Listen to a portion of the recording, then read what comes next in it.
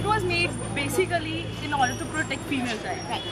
Because during that days there was not much of protection for female child. There was not much of education for them.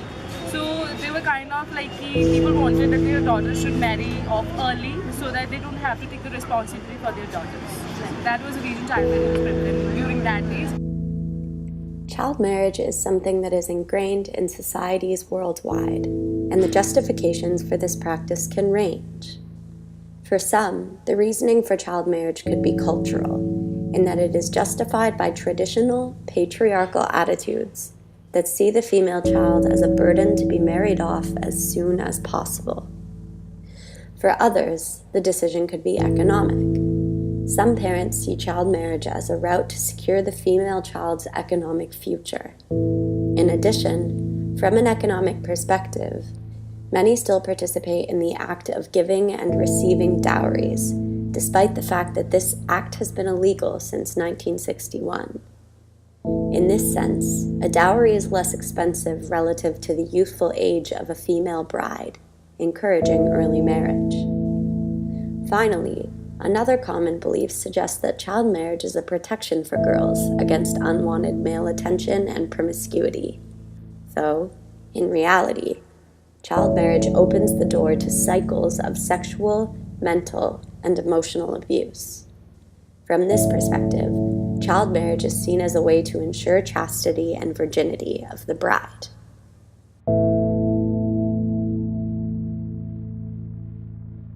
First, there is no growth of mental growth of the child, girl child. Like if a girl child is like 14-year-old, then there is no knowledge for what is wrong, what is good for their life going on. And if you are like 14-year-old, then you have not much of mind that you can presume anything that it is right or it is wrong, and what can I do in our later on life, and what I will do. And there is no chance to growth of mind, and that's why it is very wrong. Regardless of the various justifications for child marriage, the impacts of this practice are detrimental all the same. Physically, child marriage is cited as a prime cause for high maternal and infant mortality, as well as intergenerational cycles of malnutrition. Child marriage exposes young girls to early motherhood, reproductive tract infections, STIs, HIV/AIDS, and other health complications. It provides the legal sanction for engaging in sexual activity and procreation, amounting to sanction for sexual abuse and rape. In extreme cases, female feticide results in the buy-in of young brides, particularly in states with a skewed sex ratio. Some girls are victims of fake marriages, after which they are trafficked for either sexual exploitation or for labor. From a psychological perspective, child marriage leads to a sudden decline in social networks for young girls, with such social isolation posing challenges to promote their own health, development, and well-being. On top of this, it imposes social and decision-making roles for children who are not mentally or emotionally prepared, preventing them from obtaining education in the meantime. As a whole, the practice of child marriage is a blatant violation of rights to care and protection, basic rights to good health, nutrition, education, freedom from violence, abuse, and exploitation.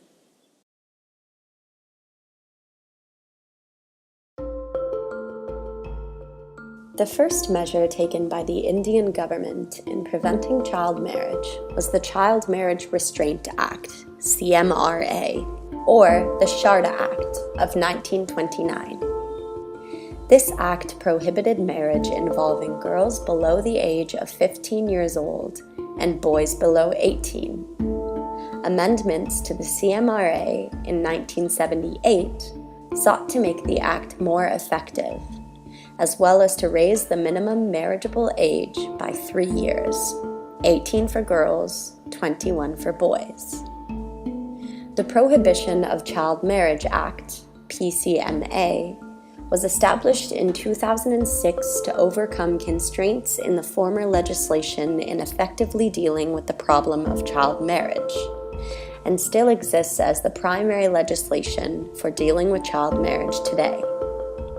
The PCMA applies to all citizens of India, regardless of religion, with exceptions for the state of Jammu and Kashmir and the Union Territory of Pondicherry.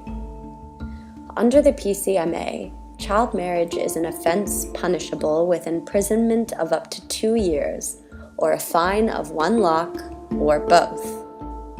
Those who can be punished under this law include whoever performs, conducts, or directs child marriage, a male adult above 18 who marries a child, or anyone having charge of the child at the time. Child marriages are voidable and can be annulled when sought within a period of 2 years after the child becomes a majority, or, if a minor, when filed through a guardian. The legislation designates the role of child marriage prevention officers, CMPOs, empowered to provide all possible aid to children affected by child marriages.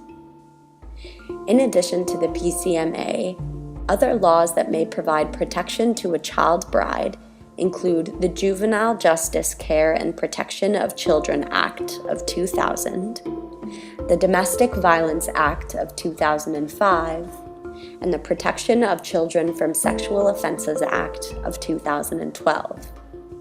Most recently, the National Strategy Document on the Prevention of Child Marriage, an initiative taken by the Ministry of Women and Child Development, still remains in draft form as of 2013.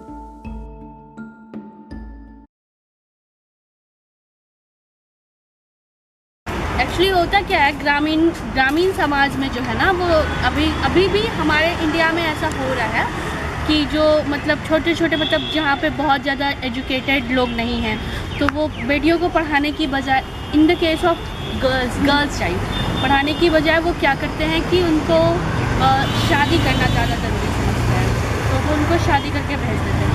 तो ये चीज़ India में change होनी चाहिए। ऐसे हमारे Despite the PCMA having been designed to overcome constraints in the former CMRA, it is faulty in both design and implementation.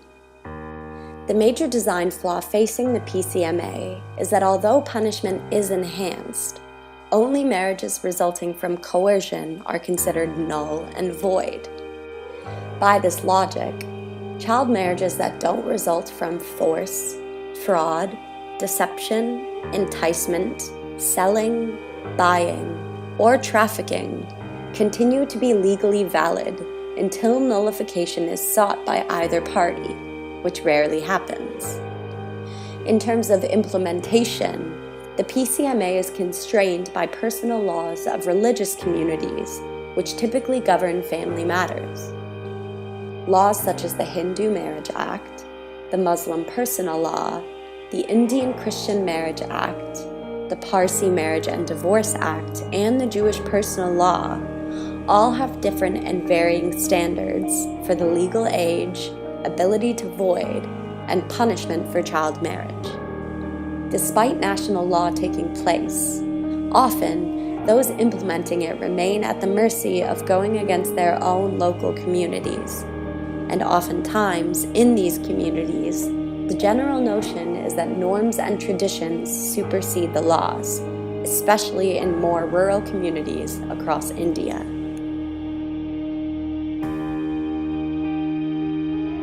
School में हम बच्चे को समझाते हैं कि अगर तुम्हारे साथ ऐसा हो रहा है, तुम्हारे माँ बाप गलती कर रहे हैं, तो हमें बताइए। और सरकार ने भी कानून बना रखा है, हमारी सरकार ने कानून बना रखा है 18 साल से पहले बच्चे की शादी नहीं होगी, 21 साल से पहले बेटे की शादी नहीं होगी। और अगर तुम्हारी शादी इससे पहले हमारे माँ बाप करते हैं किसी भी परिस्थिति, तो हमें बताइए, नहीं तो पुलिस कंप्लेन करेंगे, माँ बाप भी अरेस्ट होंगे, फिर माँ बाप को अपने भूल का एहसास सुधार।